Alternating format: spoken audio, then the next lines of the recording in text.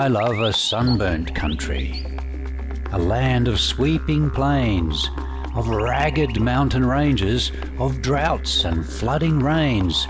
I love her far horizons, I love her jewel sea, her beauty and her terror, the wide brown land for me.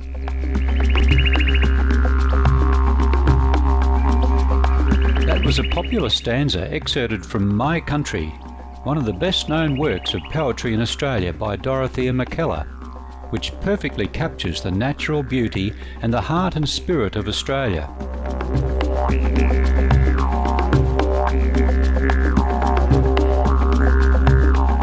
Awe-inspiring, surreal, breathtaking. These are words that are used to describe the Australian land and its coastline. The Great Barrier Reef, located in the Coral Sea off the northeast coastline, is the largest natural feature on Earth, stretching more than 2,300 kilometres. The Australian outback, with its spectacular scenery and primal mythology, has long been revered as one of the most beautiful places on Earth. Heading further inland to Australia's Red Centre, Ayers Rock, or Uluru, a giant sandstone monolith, is a spectacular sight which changes colour according to the position of the sun. The massive rock domes date back 500 million years and are rich in Indigenous artwork and lore. Australians have a warm, light-hearted and generous nature. Anywhere you go, you'll be greeted with a friendly, "G'day, mate." It's comforting to know that you have 20 million friends who will always be there if needed. And now, please join us for an insightful lecture entitled Seek You First the Kingdom of God, delivered by Supreme Master Ching Hai in Sydney, Australia, on March 17, 1993.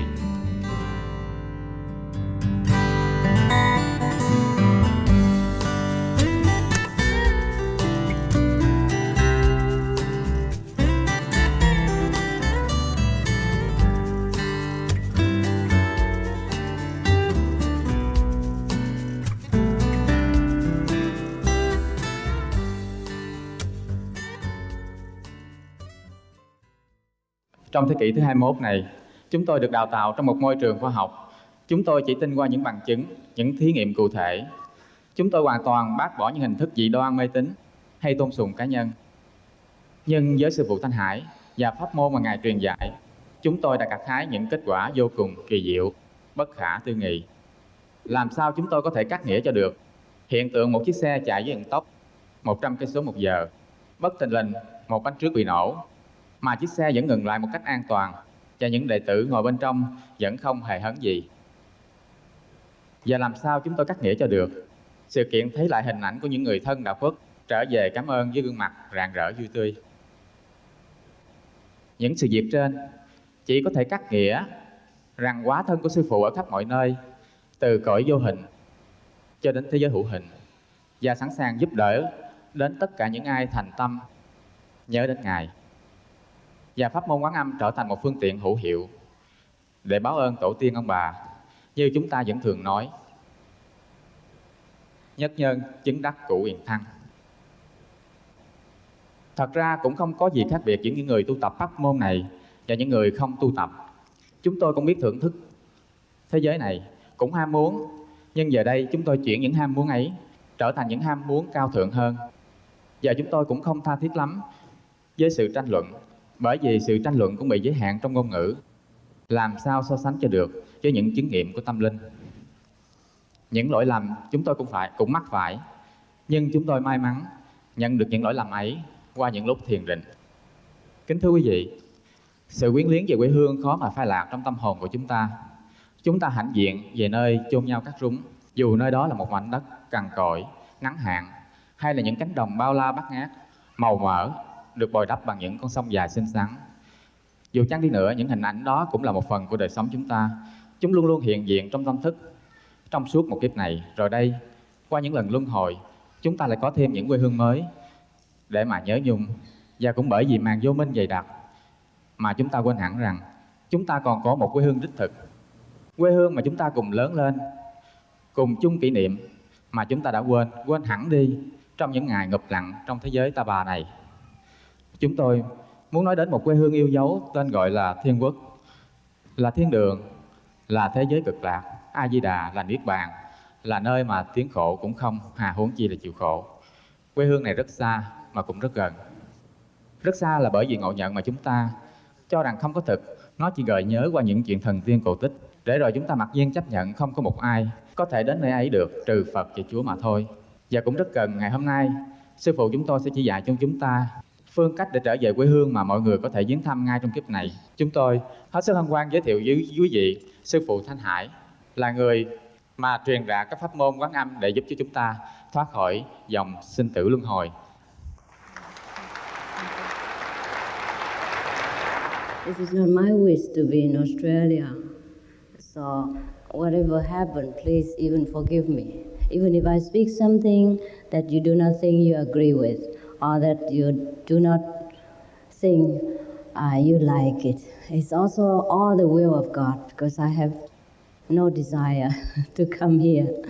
I would prefer to sit in a mountain somewhere, or in my room, or next to the river, or do whatever, just be like you, having a very quiet, ordinary life. And because I believe each one has God's kingdom already, there's nothing for me to do at all in this world.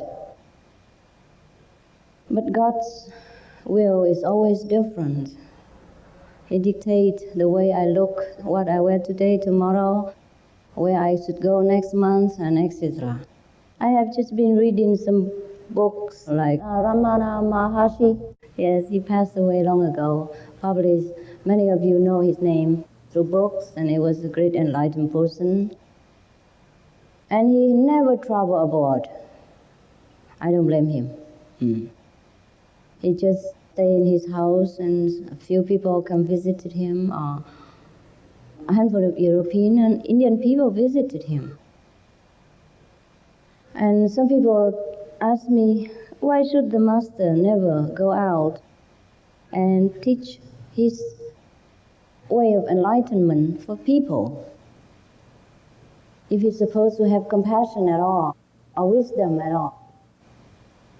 At that time, I thought, yeah, they're right. If the master is enlightened and compassionate and have love, and then he should come out. But then he never did. He said, what for? What for? If he comes out and people not necessarily believe him, and what can he say? He can't introduce himself as I'm an enlightened master and I have such and such power and so and so. If he does, people probably think he's telling a fairy tale. And if he doesn't, how do people understand that he's enlightened? It's very difficult for him to speak of himself, even though he is sure of himself. And mostly when a master or anyone who goes out in the public to try to share something that they sincerely believe in, they mostly meet with opposition, a misunderstanding. That's why people kill Jesus, for example. But nowadays, in this century, it is ordained that no master should be killed anymore. We are in a more civilized age and no longer in the barbarous stage of development. I'm glad that it is so, that it's not necessary to shed blood in order to rescue the so-called sinners. And we should not even demand that in any way, or we should not even think of that way anymore. Because in each century, human beings continue to develop as more and more masters grace our earth and brought enlightenment to the minds of the majority of the people who were ready, who forsake the flesh for the spirit, who would like to learn to die so that they will begin to live.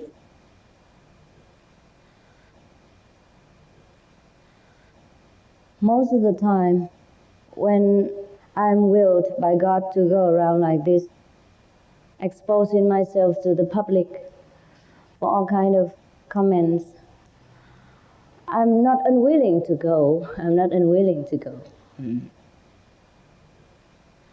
But sometimes the game is too serious.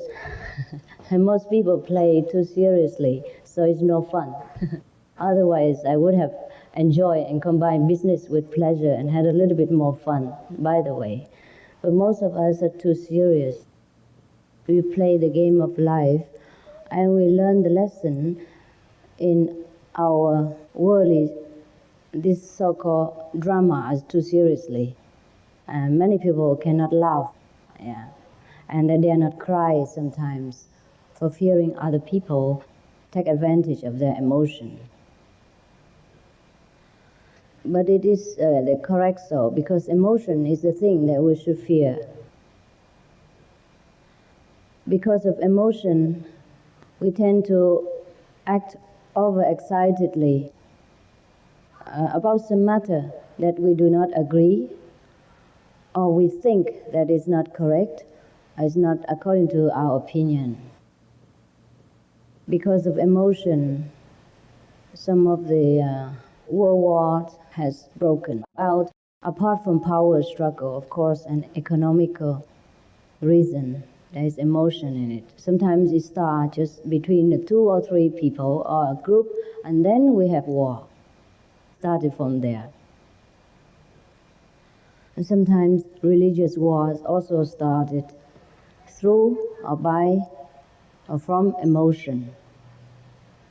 These are the things sometimes we should take time to consider and ponder whether it is worthwhile.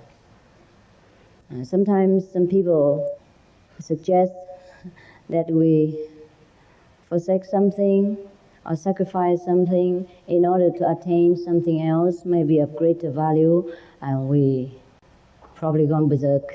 We didn't like it, and we react very emotionally so. Of course, we have forgotten that we can't worship both the Word and God. If we couldn't forsake the flesh for the Spirit, then we have not begun to live the eternal life. It is difficult for a rich man to enter the kingdom of God. What does it mean by rich man? The comfortable life, the easygoing style, the material fulfillment of our daily life. But these things we can all have. It's just probably we can minimize so that our life will become more spiritual, more relaxed, so that we become closer to God. Take, for example, the vegetarian diet that I'm always in trouble with. I wish I could give you without, because it costs you more trouble than I'm asking for.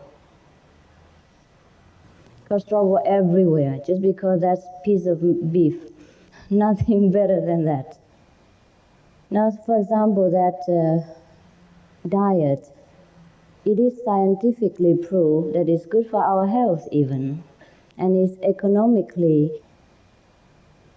beneficial to the whole world. It's not me who says, it's all these scientists and researchers who say these things. And you may look at these bookstores and find these informations concerning this yourself, which are plenty in your country, I believe, today. In English language, you can find anything which scientifically approved and tested.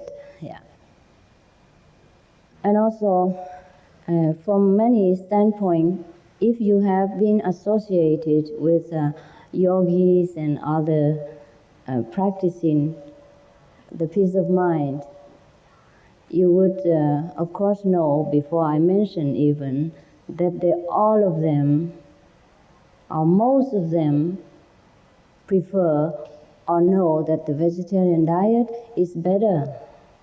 It's the best when they meditate, when they want to practice peace of mind. Because the flesh diet is more active.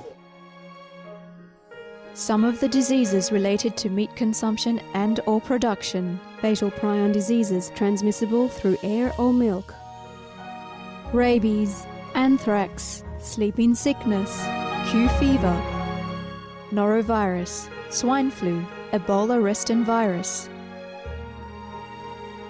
Cured meats and fish increase leukemia risk in children. Antibiotic-resistant superbug infections from a strain of Staphylococcus aureus. Blue tongue disease, E. coli, Salmonella. Bird flu, mad cow disease or Creutzfeldt-Jakob disease, 90% of the population at risk. Pig's disease or PMWS, Listeriosis, shellfish poisoning, preeclampsia, Campylobacter, Clostridium difficile, diseases hidden in healthy-appearing livestock. Some of the costs of meat eating.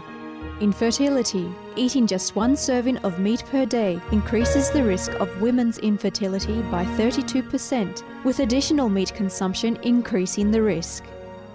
Heart disease. Over 17 million lives lost globally each year. Cost of cardiovascular disease is at least $1 trillion a year. Cancer. Increased childhood cancers and adult reproductive cancers from hormones in meat. Colon rectal cancer. Over 1 million new colon cancer patients diagnosed each year. More than 600,000 colon cancer-related mortalities annually. In the United States alone, colon cancer treatment costs about $6.5 billion. Millions of people are newly diagnosed with other meat-related cancers every year. Diabetes. 246 million people are affected worldwide. An estimated $174 billion spent each year on treatment in just the United States. Obesity. Worldwide, 1.6 billion adults are overweight, with 400 million more who are obese. Costs $93 billion each year for medical expenses in the United States alone. At least 2.6 million people die annually from problems related to being overweight or obese. Environmental. Use up to 70% of clean water. Pollute most of the water bodies. Deforest the lungs of the earth. Uses up to 43% of the world's cereal. Uses up to 85% of the world's soy.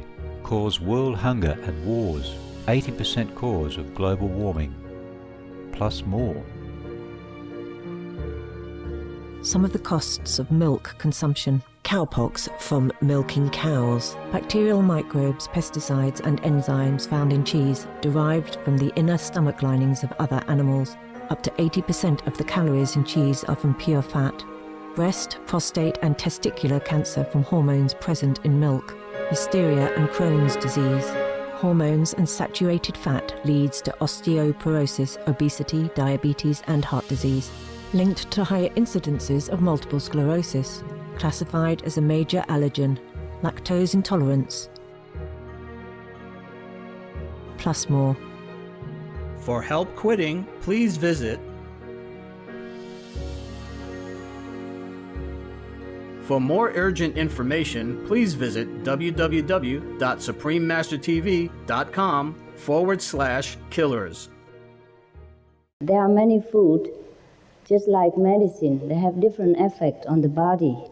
For example, if we say these don't have any effect at all, then it is unscientific. If nothing affects us through the things we put in our mouth, then if we drink poison, we will not die.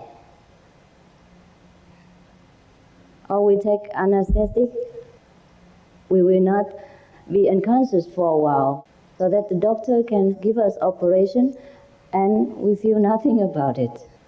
So there are certain things in life, materially, will affect our state of consciousness as well as our body, and also mental.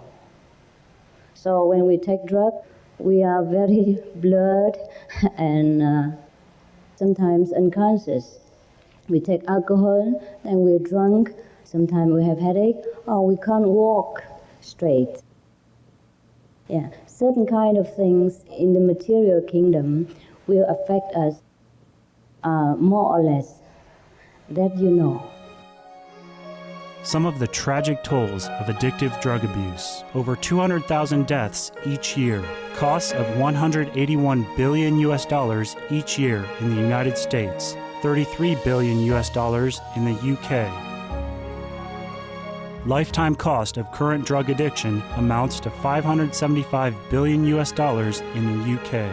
Harmful effects: brain damage, stroke, heart disease, liver disease, tuberculosis, emphysema, cancer, depression, suicide, permanent memory loss, mental illness, higher infant mortality, increased crime and violence, impotence. Crime and violence. Illegal drugs are a factor in 50% of burglaries in the United Kingdom each year. In the U.S., 60% of people arrested each year have been taking illegal drugs. 650 heroin addicts in the U.S. committed 70,000 crimes in a 3-month period. Social costs. U.S. businesses lose $100 billion per year due to employees' drug and alcohol abuse. Australians pay $53 billion per year for healthcare, law enforcement, and lost productivity of drug users. Environmental costs. Every gram of cocaine produced destroys 4.4 square meters of rainforest, with 300,000 hectares of rainforest lost each year to cocaine production. Death. 52 people die each day due to drugs in the U.S. In Canada, substance abuse is attributed to 21% of total deaths and 23% of potential life years lost due to early mortalities. Plus more. For more urgent information, please visit www.suprememastertv.com/killers. For help quitting, please visit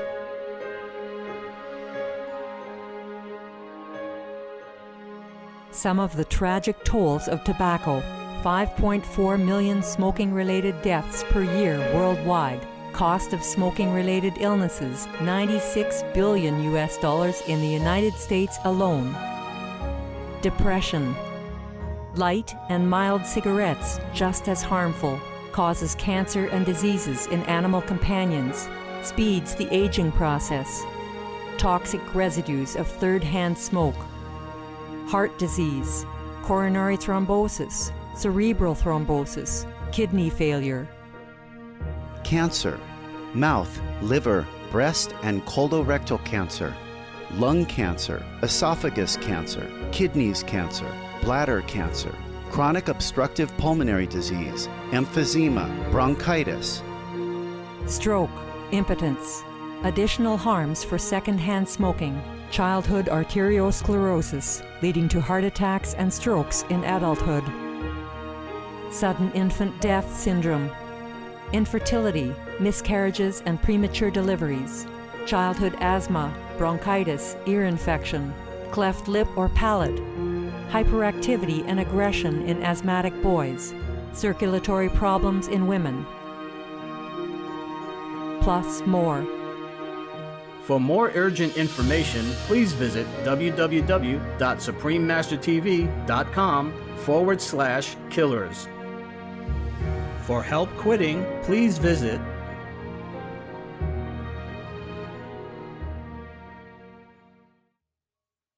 Therefore, the food we take also affects us mentally, bodily, also spiritually. And this has been proved since the time immemorial. It's not me who decides who eats what. I'm just offering the way to complete awareness of your own great self, should you willing and like to take it. And we do this with all our own financial resource. We do not expect anything from you at all. I have earned all my money by painting and by interior design, and all my disciples have to work. in order so that we can make some contribution for the world, to which we owe a lot of love and nourishment since we are a child. I'm doing you no benefit. I'm just following the will of God, also to contribute something to the world while I'm still here. So take it as our goodwill or leave it as your free will. I'm only here because God made me to be here. Otherwise, to me, the world is all right. God runs it. I have no concern. Before, I had illusion about saving the world. That's why I left home and want to get enlightenment, etc., because I saw so much suffering around the world. But after a few years now, I understand it's all God's will.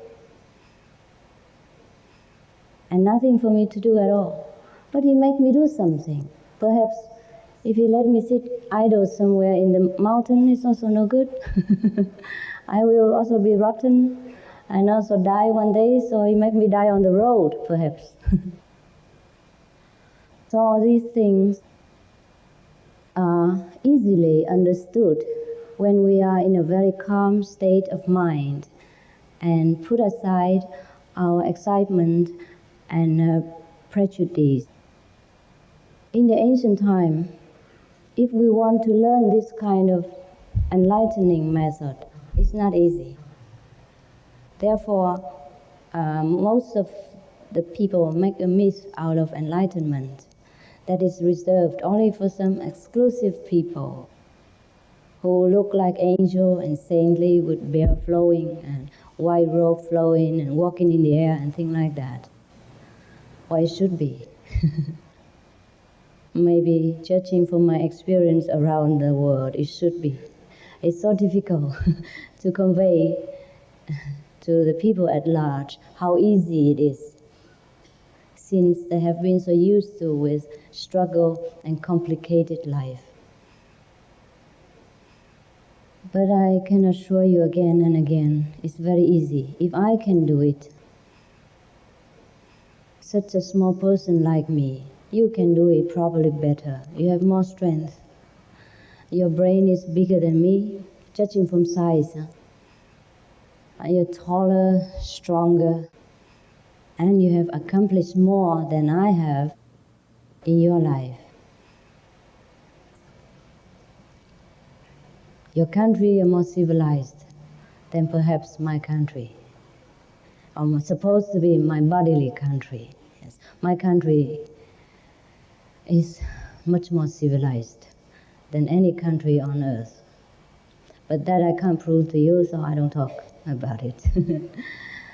I can prove to you if you come with me, yes, but I can't prove if you stay here and don't want to follow. I can't show you London unless you come with me, for example, yes. In the old time,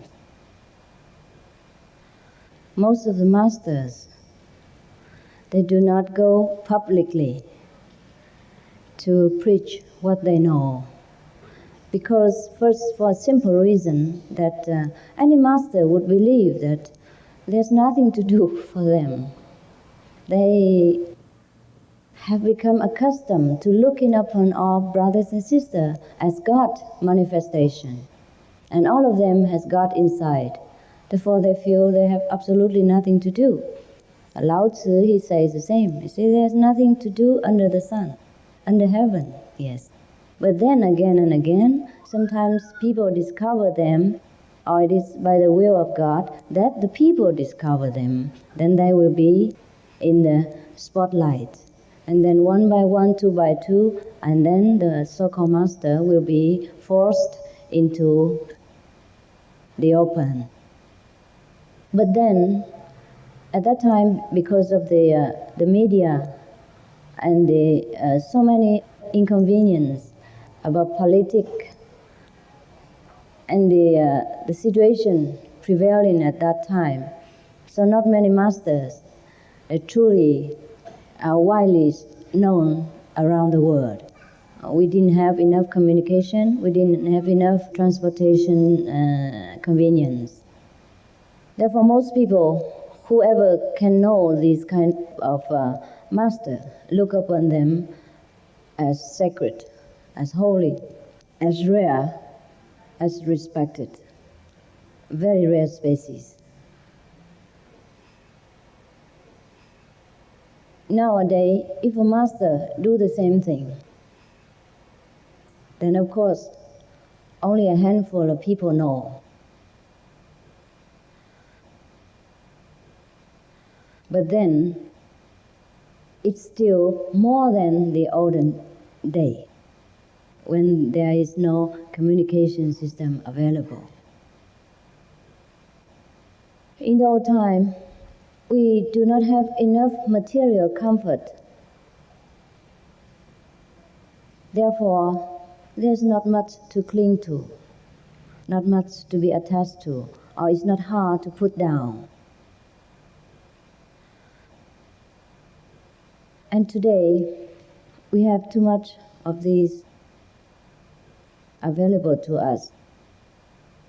It is very good that we have advanced to a greater height of civilization, but it is sometimes, in some occasion, it may be a good hindrance to our spiritual quest. Buddha also say, if you have such a comfortable life, if you're in heaven, it's difficult to practice to become Buddha. Means it's difficult to attain the complete awareness. We may be able to attain part of it. That's what he meant, but not the complete enlightenment. The complete enlightenment, of course, has its price. Our fellow practitioners also have many different degrees. Those who truly dedicate their life for spiritual practice, of course, they forsake everything that is not conducive for their spiritual attainment. Yeah. Some would like to just have a little bit of benefit without sacrificing too much. So we have two types of practitioners. These two types, of course, we give them different guidance according to their wish. So, for example, in Singapore, we would give initiation to the people who willingly commit themselves wholeheartedly to the spiritual practice. Most of us have so great insight, but we do not care to recognize it. That is all. Therefore, there is a difference between the so-called saint and the ordinary, also saint. We call some people saints when they are aware of their inner inheritance from heaven, and they can make use of this power for their benefit or for the benefit of the immediate entourage and for the benefit of their country and the whole world. Such a saint not necessarily go out and preaching to the public. He may just sit somewhere and people will go and find him, although a little bit limited in number. And the saint's teaching is not necessary to use language.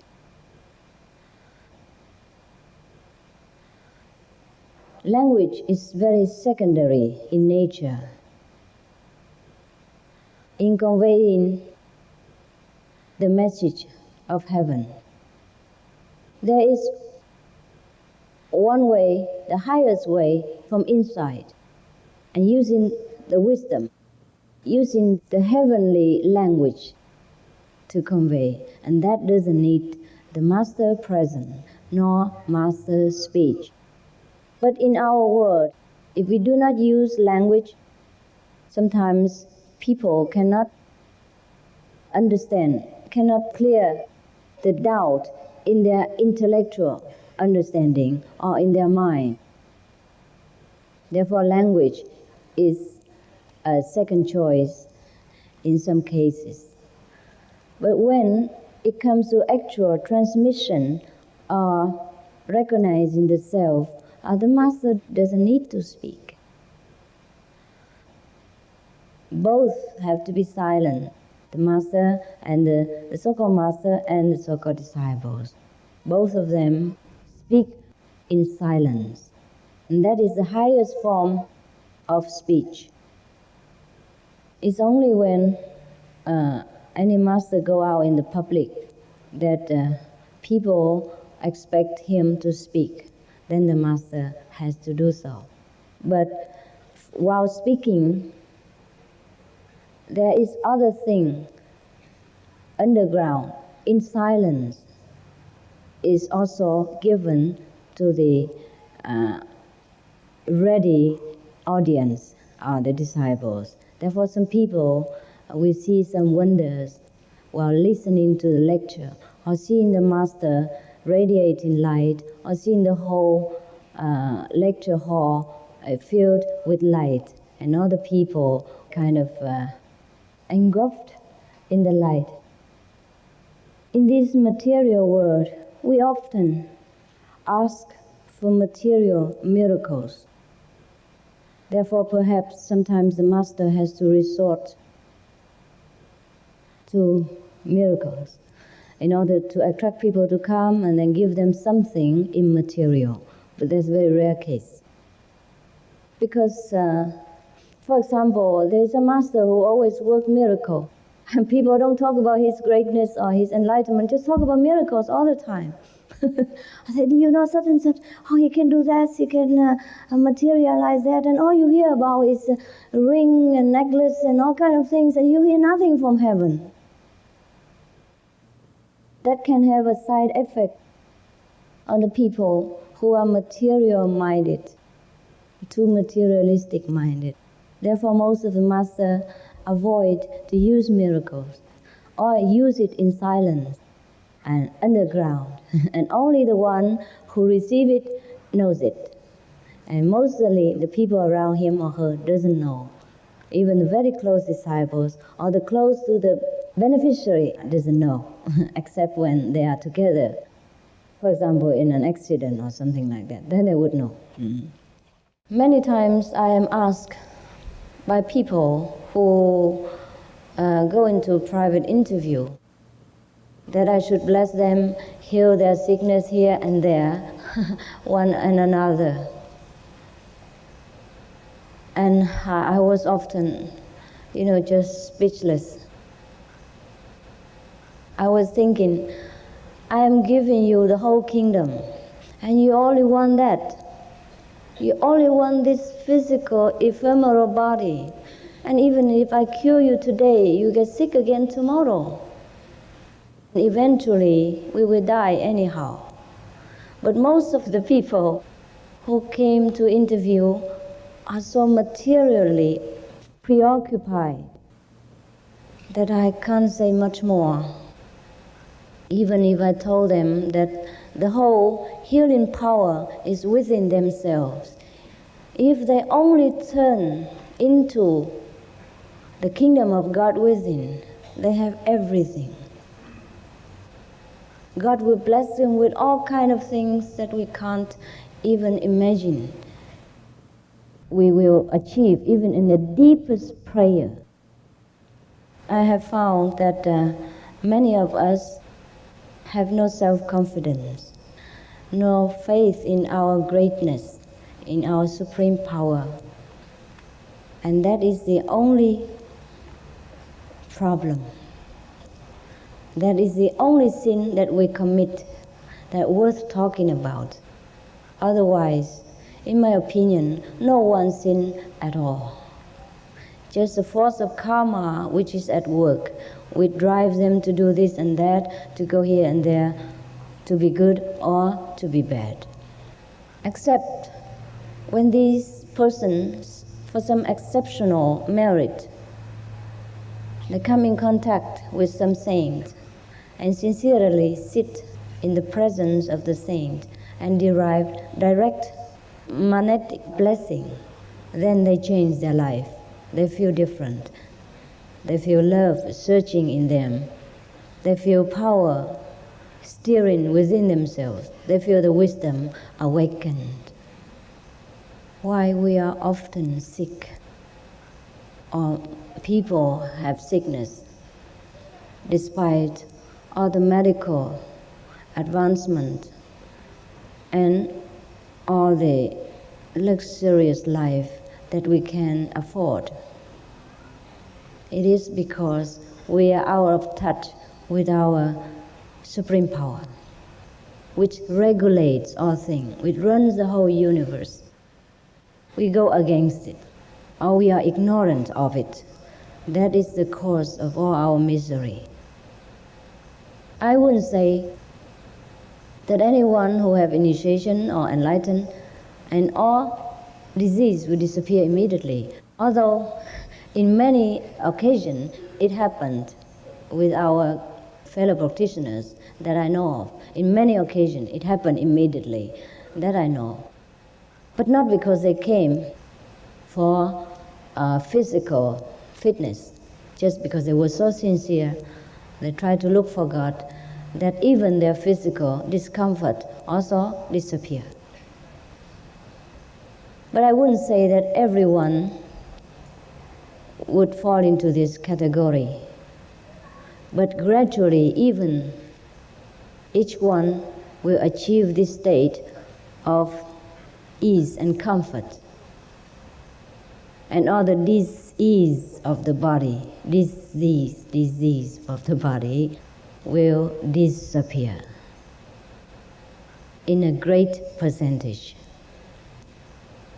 And even sometimes, through their merit of remembering or merging in the supreme power inside, they can even effect a cure or two in their immediate circle, not to talk about the master. And this kind of curing or healing doesn't bring about the bad karma of interference, the law of nature, upon the shoulder of the disciple, because he does without knowing. He does, but not using any material or psychic power to boost his ego or to make the one who receives benefit worship him as a healer. Therefore, the law of karma doesn't apply in this case. But in many cases, should a healer using his own psychic power or the strength of mental power to cure somebody, then the curer himself know about it. And the patient also knows about it. Therefore, it bears the bad karmic mark upon their mind. In our past, even though we don't advocate the use of miracle power, it happens anyhow and all the time. And we do not accumulate any karmic debt for interference with the law of nature, because we do it without doing. And our ego would not grow greater and bigger every day, because we don't know when we kill that person and how we did it. It's just we know that there's grace from providence probably go through our body as instrument or our presence and to cure that person. We might know it, but we can never be sure. Therefore, our ego is not in danger to grow oversized.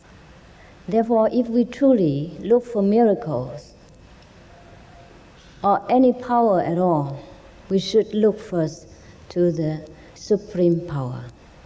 And then everything else will come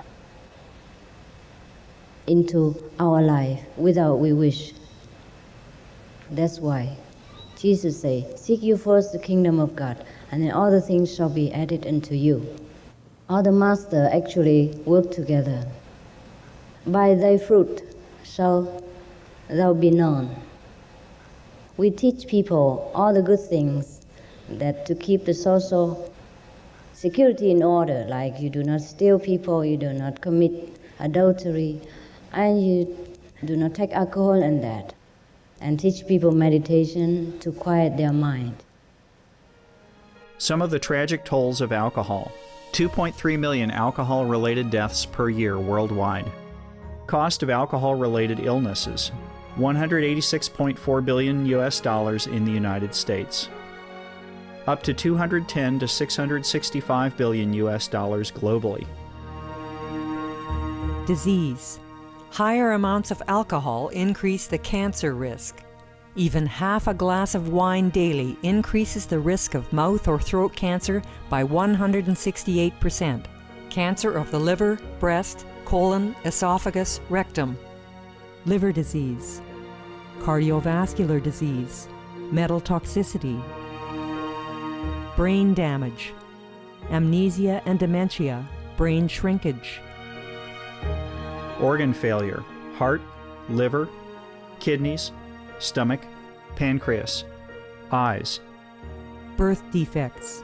Children afflicted by anxiety and depression. Mental retardation. Fetal alcohol syndrome. Stunted growth. Facial deformity. Sudden infant death syndrome. Miscarriage. Alcohol-related violence. Child abuse, 50% of cases. Violence toward loved ones, 30% of cases. Violent acts, 40 to 80% of cases. Suicides, 20 to 50% of cases. Plus more. For more urgent information, please visit www.suprememastertv.com/killers. For help quitting, please visit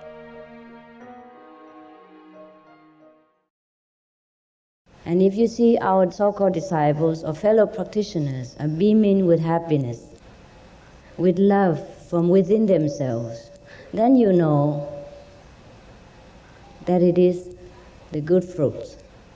And doesn't matter what I teach or which path that doesn't agree with you, you should know this is correct. Any master would only like to see the world or the worldly people in this kind of condition: peaceful, loving, intelligent, and obedient to the law of providence. That is the only proof, and very solid proof. No need for me to talk a great deal, to argue with anyone, or to prove any further about the correctness of our way of life. There are probably other way of life. I mean, many roads lead to the mountain. It's all right. It's perfect. But some roads are more rocky, more difficult to climb, and some roads are easy. So our road is easy. That's all. If suppose you think your road is easier, it's fine. It's fine, as long as you reach the mountain, and then we will see each other. If someone is on top of the mountain, he saw that there's no differences. But as long as he's not yet on the mountain, he probably will argue. It is very strange that we could sacrifice a lot of things just to achieve some very temporary purpose. For example, many people would undergo hardship, forsaking the comfort of their warm home and also many comfort that they can afford at their hometown to climb the Everest or other very difficult and cold and dangerous peaks in the world, or to go into the desert to make an expedition just because they like it. So after they arrived, or when they set about to climb or to go to the mountain, we know, oh, these people are truly serious. They're very sincere in their effort to achieve what they want. Similarly, if we truly love God, then we do not mind any sacrifice at all. if it is truly a sacrifice. Many people ask me, why vegetarian diet? I eat meat and I am enlightened. Is okay or not? I say, yes, okay. Okay. But might not smooth and not complete. And also you probably have many side effects or a hindrance on your path. And you waste a lot of effort. Probably you will not get very high. Sometimes have trouble. If you think about it, wouldn't it be easier for me just to give initiation at random, anyone at all who comes into my hands, so that I get more famous and more people and more everything at all? Just because of the vegetarian diet, every time we lecture, not all of the people come, maybe not even half of the people come. If you have difficulty in vegetarian diet, I have even more difficulty introducing it. So think about it. I sacrifice everything that I have. Financially, time, youth, family comfort, just for what? Just to get this difficulty, just because of non-vegetarian diet. So it must be something. You think about it. There are many prizes for different jewelry, huh? Okay. So please do not blame me for or get excited over this little piece of meat. Is not worth it. It's below your dignity to do so. God couldn't care less whether we eat beef or we eat chicken or we eat cabbage. It's we who care. We have to at least show that we're determined to see God above anything, let alone just a little piece of meat, which is not forced upon us anyhow. It is very sad that we have to always discuss these very small things, which to some of you or many of you seem so important, more important than God, more important than enlightenment, more important than all my sincerity and love offered at your door, at my cost and my convenience, and at the convenience and cost of all my disciples from Sydney and Taiwan and from all over the world. They came to help me with their own finance, their own time. They sacrifice everything. Some of them are not going to get married.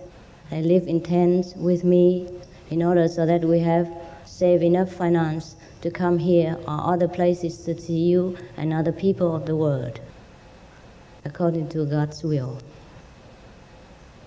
So I hope today, after you go home, whether with or without initiation, you may ponder over something which is above materialism, above the care and importance of this ephemeral fleshly clothes which we change after a few years into where and which clothes we do not know.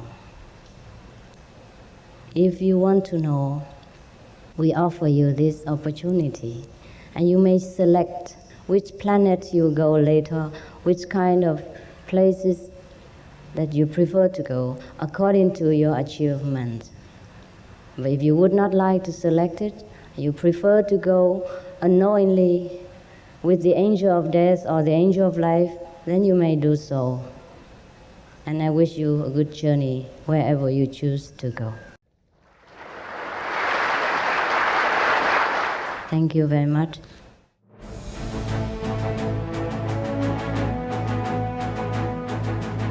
European Parliament supports reducing meat to lower greenhouse gases. Roll call vote. Vote is now open. Reduce your meat consumption or stop eating meat totally. During discussions on greenhouse gas reduction goals, the Climate Committee of the European Parliament officially recognized livestock's contribution to global warming and recommended a reduction of subsidies to the livestock industry to curb methane.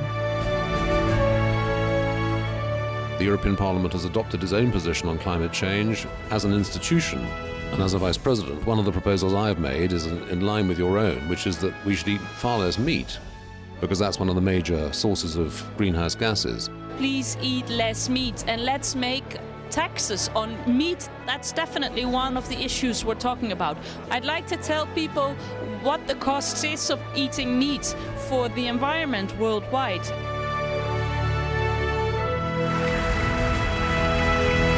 My name is Jens Holm. I'm a member of the European Parliament. Please, be veg, go green to save the planet.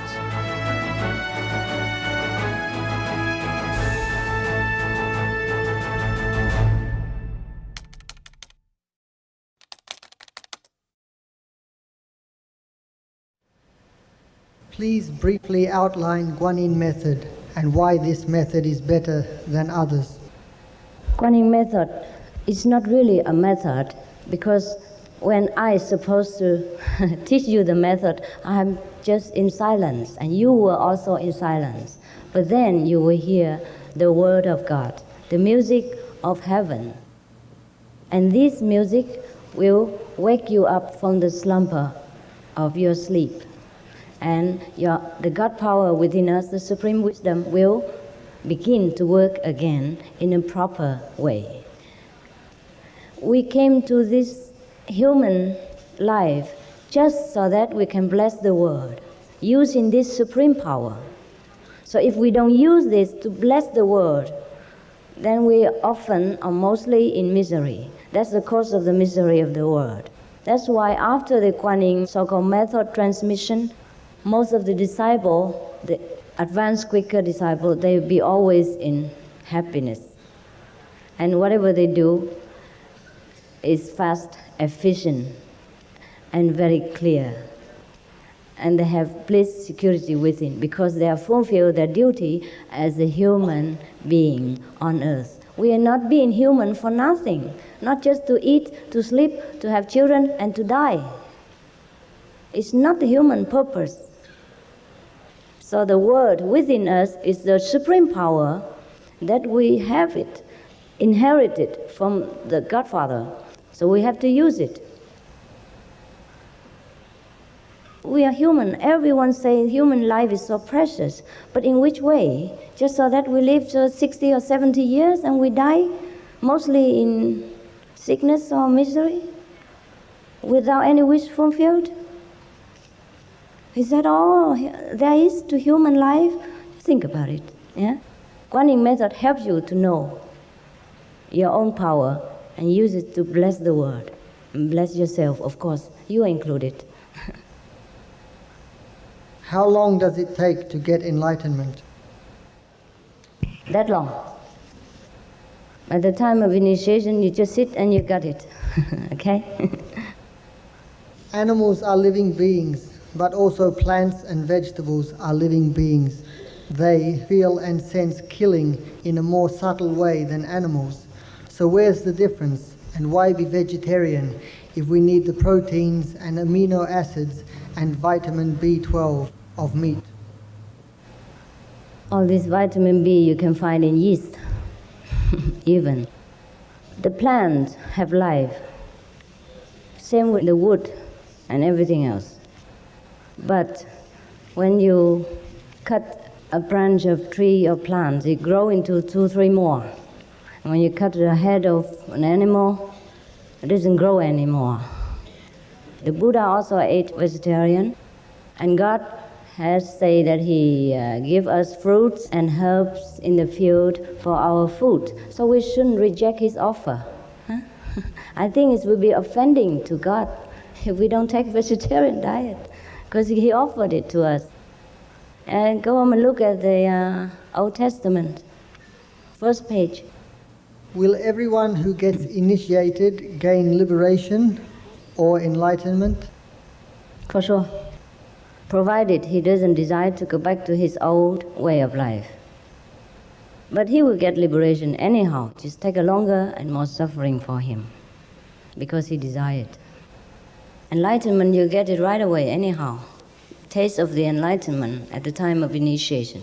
Just like you go and learn French with a French teacher. If he doesn't teach you 1 or 2 sentences at once, how do you know if he's a French teacher or he knows French at all? At least you know some sentences in the first of your class. Similarly, when you come in for initiation, you have the taste of enlightenment right away. Some portion, even small portion of enlightenment. And then from then on, you go on, more enlightened each day, more portion of enlightenment each day, until you completely realize that you are great, that you have the kingdom of God truly within yourself. Do you believe that the supreme maker of the universe, Jesus, the only begotten Son of God, said, I am the way, the truth, and the life. No man cometh to the Father but by me. That no one can enter heaven, God's home, except by Jesus. Yes, it's true. Every master say that. Jesus is the name of his body. Christ is his title. Every master should have his Christ power. Therefore, in a sense, Jesus never died. Jesus worked through all the masters, throughout centuries, throughout the ages, to liberate, enlighten us, the ignorant, still left behind. Jesus alone cannot enlighten us if he is gone. Of course, he can be in some degree. But we are human, we can't get in touch with him when he is in a higher sphere. Therefore, a physical master is necessary. But the Christ power works through any physical master who is destined or posted to be at that time. Therefore, when Jesus said he was the only way and the only one, he spoke the absolute truth. But so does any master when the master was alive. I know it's a trouble with clinging to the Bible. Same with many of the Buddhists. The Bible and the scripture is excellent evidence of the past master, but also excellent stumbling block for our intellectual attachment. I know it. I know it's very difficult. I only can wish you the best wishes, and I can only be patient to wait until the time comes that you understand. The Bible is only a record of a supermaster who has graced our earth. But what about those before Jesus and after Jesus? Those after Jesus probably will say, okay, we hear his name and we get redeemed. But how?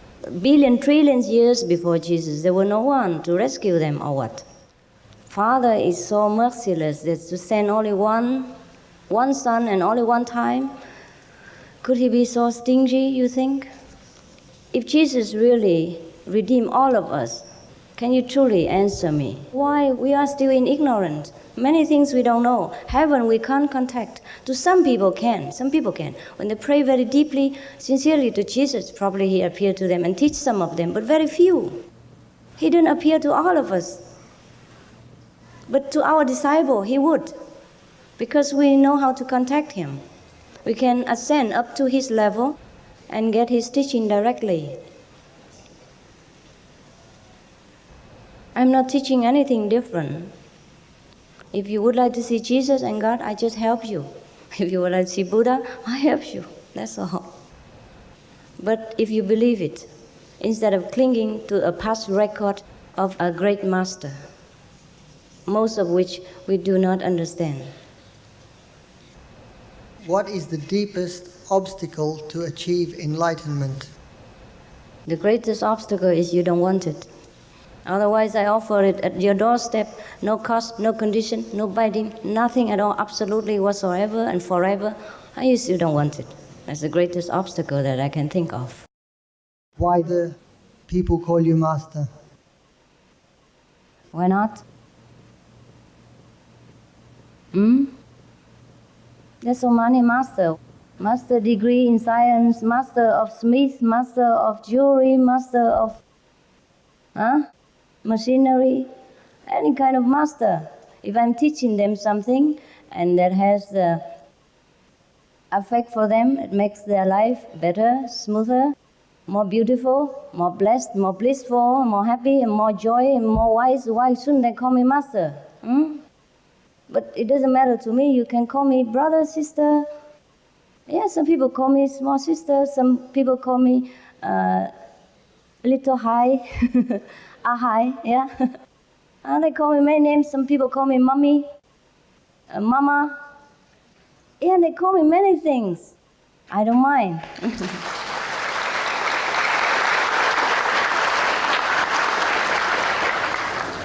What is the difference between you and I? Not that I know of. The only difference is that perhaps you have denied yourself of the greatest privilege that our Father has endowed upon us both. You have denied. That's the only difference. Does the karma of a person influence the enlightenment process? That is, when initiated by yourself, Master. Yes, it does to some degree. It does to some degree. But the past karma, which lies in the store of the subconsciousness, we can use the master power to erase it, so that no trace for it to the future rebirth. But the present bad karma we have to undergo. Otherwise, we die immediately after initiation. If we have no more take and give in this world, we can't exist. Therefore, the present karma means what is already written in this life that we have to undergo, we should undergo. But due to the grace of the supreme power that is within us, after awakening, we will have it smoothly or minimized or have it undergone in dream only. For example, you're supposed to be stabbed by someone, wounded heavily, but after initiation, you dream about it only, and then you don't have it in life. But when you woke up, probably the wounded place is still hurt. If you forgot it, then you don't know why. But the bad karma will be gone. Something like that. But bad karma we must pay in some form or another. Or maybe the master sometime take it, some part of it for you or completely. Depends on whether you can bear it or not. So that's why Jesus had to sacrifice. Because the sins of many of his disciples and the person that he killed and those persons that killed him, he even forgive them. Therefore, he has to undergo suffering. Many masters do that, still do. Not under the form of crucifixion, but in different form, mental anguish, bodily discomfort, slandering, or demanding of all kind of sacrifice from the disciples or from the world at large. Or, for example, it doesn't matter how much the master sacrificed, the people keep demanding more and more and keep being kind of tormenting the master. It is also a kind of crucifixion, anyhow, but it doesn't appear on the cross. It appears in daily life or in the mission of the master. You do not know this until you become one. Can one take the first initiation, eating meat, then take the second initiation if one feels a higher pull? I would give you the second initiation instead and forego the first. Wait until you're ready and come. Okay? Why force yourself? Why force yourself? If meat is better than God, then you better wait, huh? It's all right. God give us all the free will. Don't worry about that. God doesn't get angry or doesn't push us. We choose what we want to do, but do it wholeheartedly if we want to succeed. You can't just tell the girl and say, oh, honey, I love you very much. Should we just pretend to get married first, but I will have a couple of affairs, and then later when I'm settled down, we marry again. Is that okay? In life, we can't do that. Never mind making a deal with God. I think we're too clever for God. That's why he shake his head and sit up there. I don't want to come down. Can you tell us the practice that the disciples have to do after they receive your initiation? They carry on with the meditation which has been instructed to them, and they carry on with their ethical conduct and the vegetarian diet. They meditate as much as they can. They keep the precept and not deliberately violate the law. That's of nature. Some of the benefits of a vegetarian diet: lowers blood pressure, lowers cholesterol levels, reduces type 2 diabetes, prevents stroke conditions, reverses atherosclerosis, reduces heart disease risk 50%, reduces heart surgery risk 80%, prevents many forms of cancer, stronger immune system, increases life expectancy up to 15 years, higher IQ, saves 70% of the total cost of $40 trillion for reducing global warming, uses 4.5 times less land to grow food, conserves up to 70% clean water, saves 80% of the cleared Amazonian rainforest from animal grazing.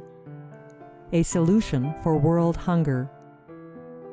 Free up 3.4 billion hectares of land, free up 760 million tons of grain every year, half the world's grain supply, consumes 1/3 fossil fuels of those used for meat production, reduces pollution from untreated animal waste, maintains cleaner air, saves 4.5 tons of emissions per U.S. household per year, stop 80% of global warming. Plus more.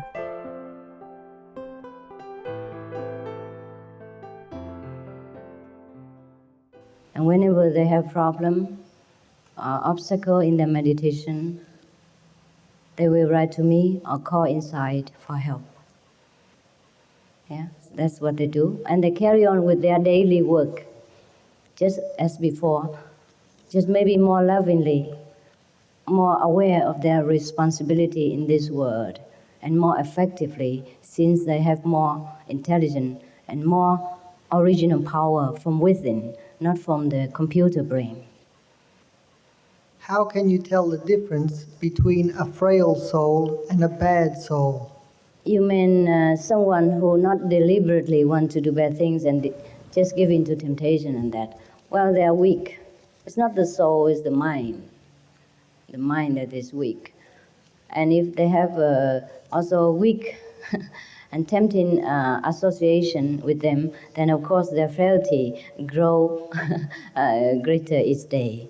But if they associate with stronger character who is more noble in bearing and manner and thinking, then they will get stronger.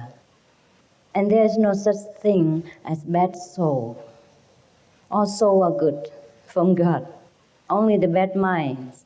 The mind, the computer, the brain, registered many things, bad or good.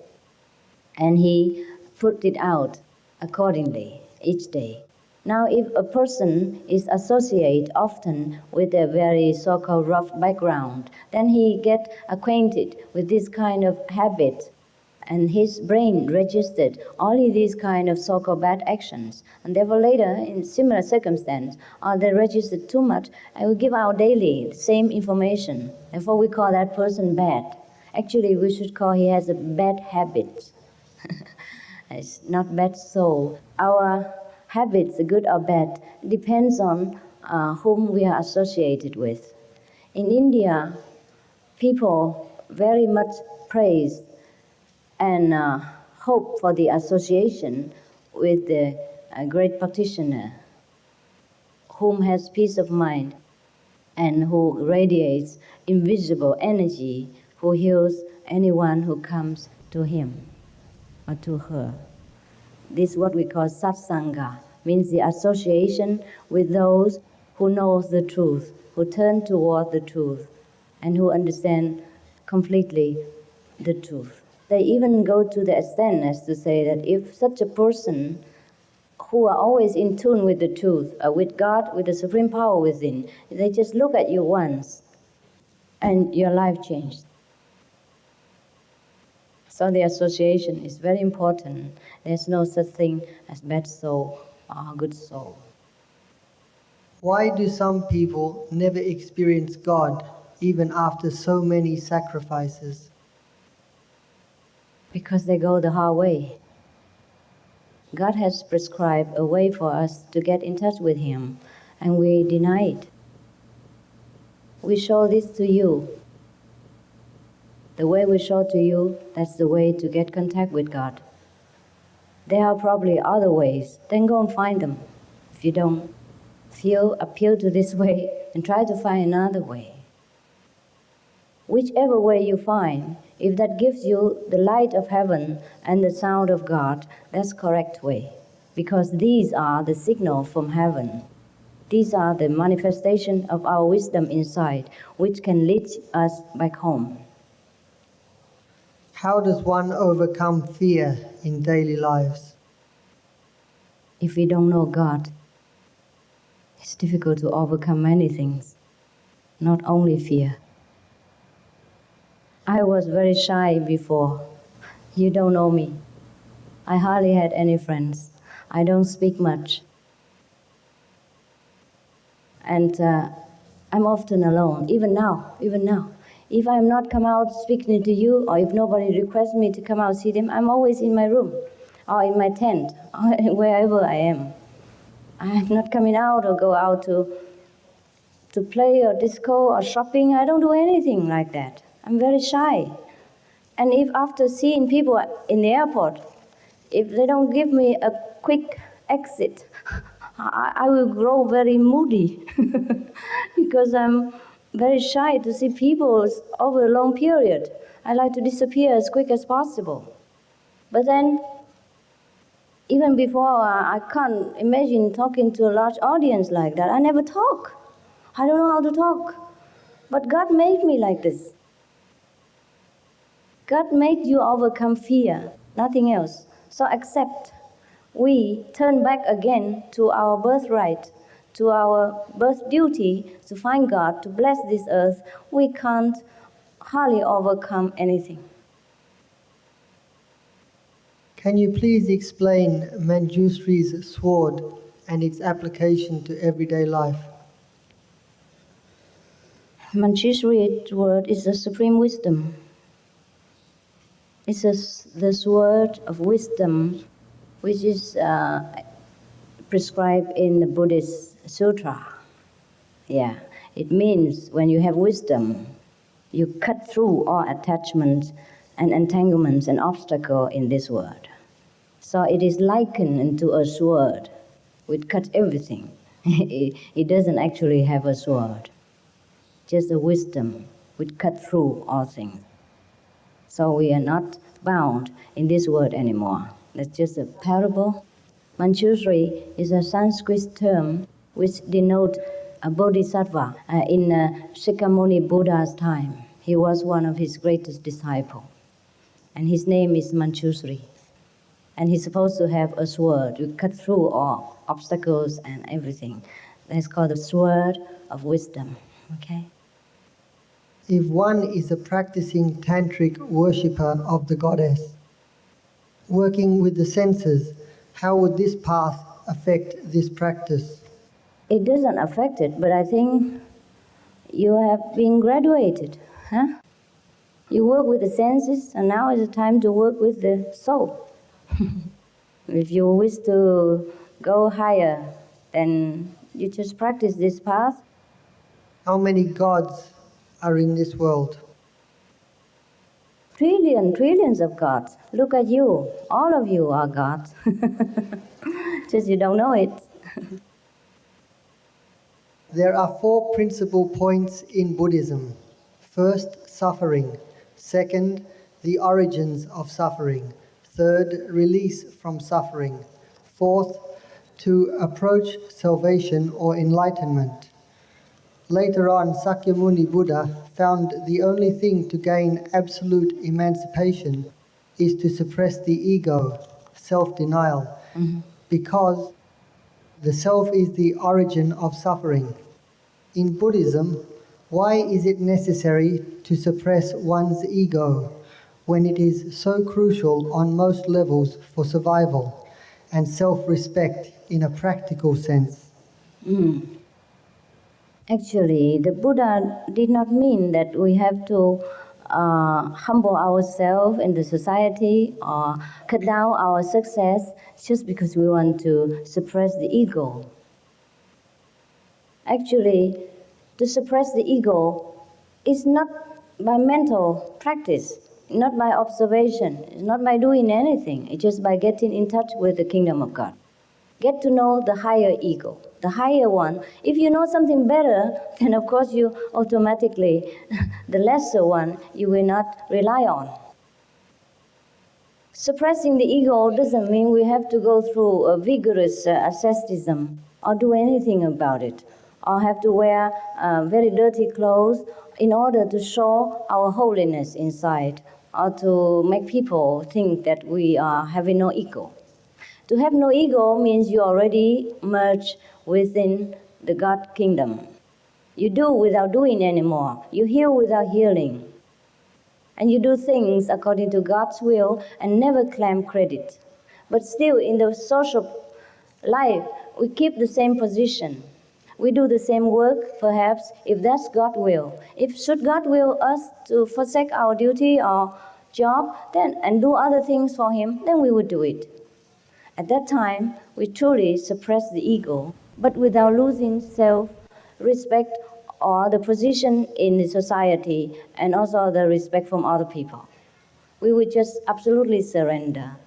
And we do many things without even knowing, without claiming any credit for it, because at that time we know everything is God doing. It's the supreme power of the universe, which we are part of it, that does things. That is a true suppression of ego. What happens to a person after they die and are waiting to be reborn? I think we better take care of the living. If your deeds are truly pure, your mental is absolutely noble, your action is high quality and beneficial to the world, your wisdom is clear, then of course after you die, you know where you go. And you know right now even. Just sit or don't sit and we know heaven. We know where we will be after death. By the way, the initiate people will be informed 3 days at least in advance before his death. So he will know where he go and to prepare his worldly obligation before he left the world. At that time, probably you will inform me where you go or what happened to you. Otherwise, I don't know now. Heaven has not told me that I'm going to die 3 days yet, so I don't know.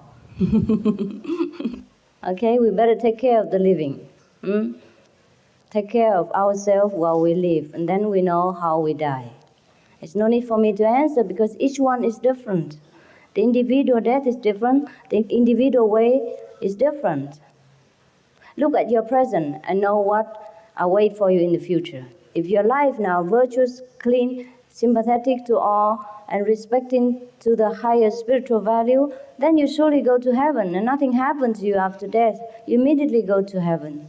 Okay? And if otherwise, opposite-wise, then maybe the angel of death already has your name in his waiting list. Somewhere else below or somewhere a little bit not very bright. Yeah. Is it true that when a person gains enlightenment, the person's family in 6 generations benefit? Can you please explain further? 5 or 6 generations is just the saying. It could be more than that. More than that. And even friends and those we loved and sympathize with, we get benefit as well and get liberation or merit accordingly. I am a Christian. I have Jesus' photo in my room. May I put your photo next to it? If you wish. I don't think Jesus will be very jealous about it. I think he will be okay. I am already baptized. May I receive initiation from you? Oh, sure.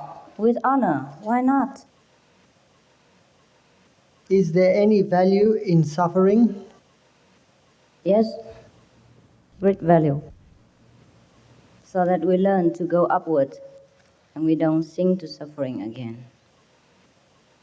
Sometimes, if God bless us so much, we do not appreciate it. And we do not think of God and do not remember to go back to the kingdom. When suffering comes, mostly people will pray. I'll remember God. So last time when I say adieu to the Melbourne fellow practitioners, I say remember me at least when you're in trouble. If there are the connection between spiritual life and physical life, then what method do we need to follow to get the result within our limited life? Right, correct. That's a good question. We don't use any physical mean at all. That's why when we give initiation, we don't speak even.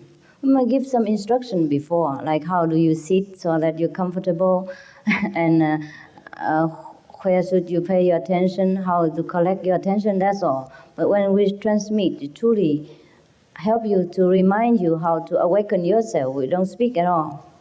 Both of the so-called teacher and the so-called students were in silence. But in silence, we receive the Tao. We don't use any physical mean at all, nothing of the physical. Because from the physical, we can't attain the non-physical. From the ephemeral, we can't attain the eternal. That's why other method with concern with physical body is not very everlasting. What is initiation? You tell them, please. You know it. As we mentioned before, Master arrived. Master is a guide, someone who has been there, who is offering to take us to a certain place, level, whatever you like to call it. The conditions for initiation you can see outside at the initiation desk. That's the 5 precepts: not to kill, not to tell a lie, no sexual misconduct, not to steal, and not to take things which are unhealthy or things which are detrimental to the body. And not to kill also includes, of course, a vegetarian diet. The other condition for initiation is to meditate 2.5 hours a day.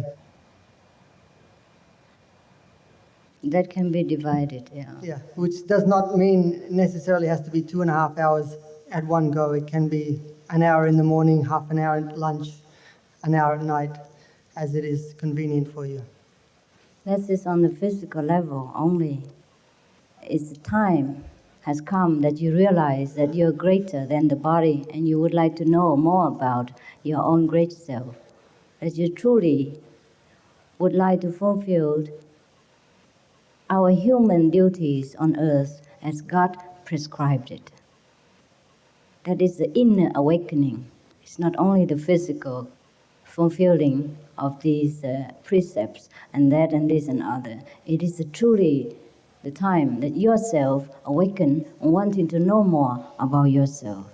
That is true initiation. With sincerity, we want to know the kingdom of God. One of the precepts for initiation is to avoid sexual misconduct. What do you define as sexual misconduct? Well, it's just like you already having one wife and you're not satisfied. And probably would like to share the neighbors. Without permission, yes. It's all right with permission, I don't mind.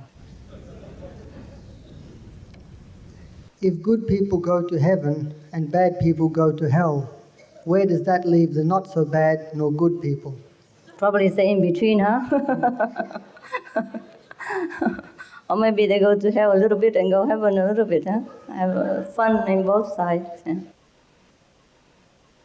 They stay in between. They go back to the human life. Because they don't belong to heaven and do not belong to hell, so they belong to the human standard. They go back and relearn the lesson that they have not learned while they are in the human form.